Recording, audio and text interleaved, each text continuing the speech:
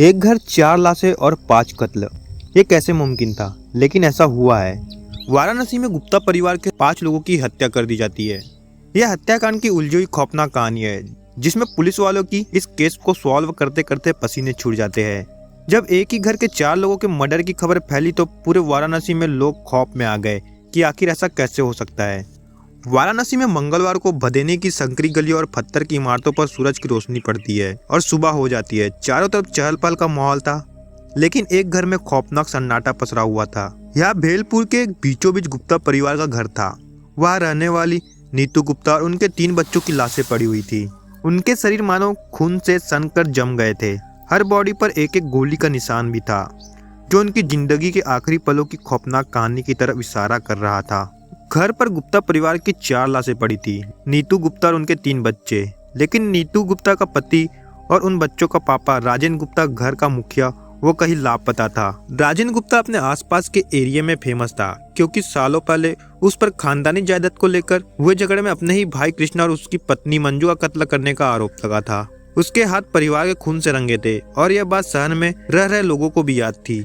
इसलिए जब गुप्ता परिवार के 4 लोगों का कत्ल हुआ तो लोगों को शक तुरंत राजेंद्र गुप्ता पर गया। लोगों को लगा कि राजेंद्र गुप्ता ने शायद गुस्से में आकर परिवार वालों को मार डाला और फिर भाग निकला। लेकिन मामला इतना भी सीधा नहीं था। इस पूरे मामले की खबर पुलिस वालों को लगती है तो वह तुरंत हत्या वाली जगह पर पहुंच जाते हैं। ऐसा मंजर देखकर पुलिस वाले के भी रोंगटे खड़े हो गए थे। पुलिस जल्द ही एक्शन में आ गई। पहले चारों लाशों को अपने कब्जे में लिया और उसके कुछ घंटे बाद पुलिस ने राजन के मोबाइल के लोकेशन को ट्रैक किया। राजन के मोबाइल की लोकेशन रोहनिया में 15 किलोमीटर दूर एक आधी अधूरी बनी हुई इमारत में ट्रैक किया गया। वह एक खाली आधे अधूरे घर में राजन गुप्ता का शरीर पड़ा था, वो भी फर्श पर बेजुबान। उसके सीने पर कई गोलियों के घाव भी थे, जिनसे खून बह रहा था। यह मंजर पुलिस वालों के लिए हैरान कर देने वाला था, क्योंकि पुलिस जिसे कातिल समझ रही थी, अब उसकी भी डेड बॉडी पुलिस वालों के सामने पड़ी थी। वाराणसी पुलिस के अनुभवी अधिकारी मौके पर भी मौजूद थे।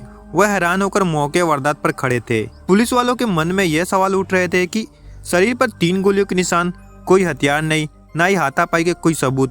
पुलिस वालों को यह बात सता रही थी कि आखिर उसने खुद को नहीं मारा तो फिर किसने मारा। आखिर नई बन रही बिल्डिंग में जहां राजेंद्र की लाश मिली, वह राजेंद्र गुप्ता का ही नया प्रोजेक्ट था। वो उसका एक ऐसा इन्वेस्टमेंट था जिससे वह अपने कारोबार की तकदीर बदलने की उम्मीद कर रहा था। लेकिन इंस्पेक्टर मेहता जिस चीज को नजरअंदाज नहीं कर सकते थे, वह था राजेंद्र का लड़ाई झगड़ों से भरा हुआ अतीत और दशकों से चली आ रही दुश्मनी। क्या यह उसके भाई की हत्या का बदला था, या फिर किसी ने राजेंद्र की प्रॉपर्टी के लिए उसे मार दिया। राजेंद्र के परिवार की हत्याकांड के समय घर में राजेंद्र की बुजुर्ग माँ भी मौजूद थी। राजेंद्र के बुजुर्ग माँ के मुताबिक उनको इस पूरी वारदात की भनक नहीं लगी। यह एक हैरान कर देने वाली बात थी, क्योंकि जिस घर में दर्जन भर राउंड फायरिंग हो और किसी को उसकी आवाज ना सुनाई दे, ये थोड़ा मुश्किल लगता है। हालांकि जिस घटना को पुलिस वाले हत्या और खुदकुशी मानकर जांच कर रही थी, वह अब उन हत्याओं की नए सिरे से जांच पड़ताल में जुट गई। पुलिस ने जब राजेंद्र गुप्ता के अतीत को खंगाला तो उन्हें पता चला कि राजेंद्र के खिलाफ FIR दर्ज है, जो कि उसके ही पिता ने दर्ज की थी, क्योंकि उसके पिता लक्ष्मी नारायण को लगता था कि उसके छोटे बेटे कृष्ण और मंजू का मर्डर राजेंद्र ने ही किया था। FIR दर्ज कराने के चलते राजेंद्र और उसके पिता के बीच दुश्मनी बढ़ गई। उस वक्त राजेंद्र गुप्ता ने अपने पिता को भी जान से मारने की धमकी दी थी और कुछ ऐसा ही हुआ था। भाई की 13वीं के पहले ही पिता लक्ष्मी नारायण को गोली मार दी गई और उनकी सुरक्षा में खड़े सुरक्षाकर्मी और एक अन्य व्यक्ति की भी मौत हो गई थी। इस वारदात के बाद पुलिस ने राजेंद्र और उसके साथी अनिल को गिरफ्तार किया, लेकिन राजेंद्र के खिलाफ पुलिस को सबूत न मिलने की वजह से राजेंद्र जेल से रिहा हो गया।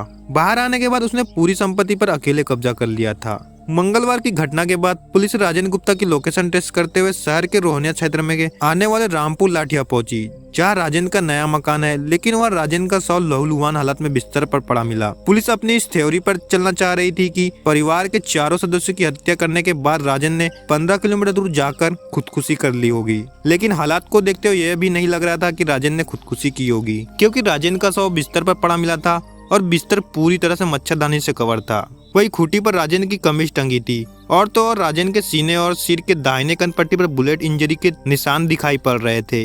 राजेंद्र को 2 से 3 गोलियां मारी गई थी और वहां पर किसी भी तरह के हथियार भी नहीं मिले। ऐसे में सवाल उठता है कि आखिर अपने परिवार के चारों सदस्यों को मौत की नींद सुलाने के बाद कैसे कोई 15 किलोमीटर दूर जाकर पूरे आराम के साथ कमीज उतार कर और मच्छरदानी लगाकर जब सोने जाता है तो खुद को एक नहीं बल्कि 3 गोली मार सकता है। इसलिए पुलिस ने अब अपनी पुरानी थ्योरी से हटकर 5 लोगों के मर्डर मिस्ट्री की जांच शुरू कर दी, क्योंकि राजेंद्र के परिवार के सदस्यों की हत्या भी पिस्तौल से ही की गई थी और उनके परिवार में भी कई गोलियां उतारी गई थी। पुलिस का यह मानना था कि 5 को मारने वाला जरूर कोई प्रोफेशनल शूटर होगा। इस बीच जब राजेंद्र गुप्ता के परिजन और रिश्तेदार से बात की गई तो एक और हैरान की बात सामने आई।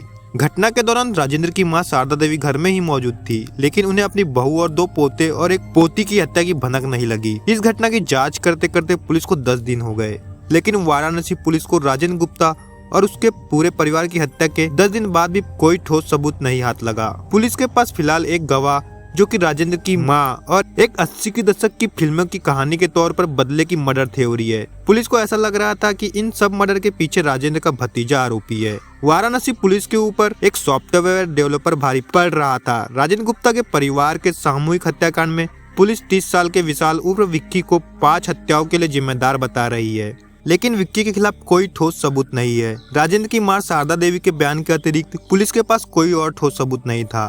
डीएसपी काशी जोन गौरव बंसल ने बताया कि अभी तक की जांच में यही पता लगा है कि विक्की ने ही अकेले सबको मारा है। पहले रोनिया में राजेंद्र गुप्ता की हत्या की, फिर बदौनी आकर 4 लोगों की हत्या की। हत्या के समय सभी चारों लोग जगे हुए थे, क्योंकि सभी की डेड बॉडी फर्श पर पड़ी मिली। बदौनी और रोहिनिया में दोनों जगहों के क्राइम सीन पर कोई भी लोगों का निशान नहीं था। गौरव बंसल ने बताया कि विक्की तकनीकी के मामले में अपडेट है। यही वजह है कि कोई भी इलेक्ट्रॉनिक एडवाइस सामने नहीं आई। 24 अक्टूबर से ही विक्की ने मोबाइल का इस्तेमाल करना बंद कर दिया था। विक्की के धरपकड़ के लिए कई टीमें लगी हुई है। डीएसपी गौरव बंसल ने बताया कि विक्की ने पूरे परिवार को खत्म करने का प्लान 1.5 साल पहले अहमदाबाद में बनाया था। वहां पर विक्की ऐप डेवलपर के लिए फ्रीलांसिंग किया करता था। अभी भी पुलिस की कई टीमें अहमदाबाद, बेंगलोर और मुंबई में विक्की की तलाश में लगी हुई है। वाराणसी पुलिस को ऐसा लगता है कि राजेंद्र ने विक्की के माँ बाप की हत्या की और उसे प्रताड़ित करता था, इसलिए विक्की ने राजेंद्र और उसके पूरे परिवार को खत्म कर दिया। पुलिस इस हत्याकांड को खून का बदला और पैसों का लालच मान रही है।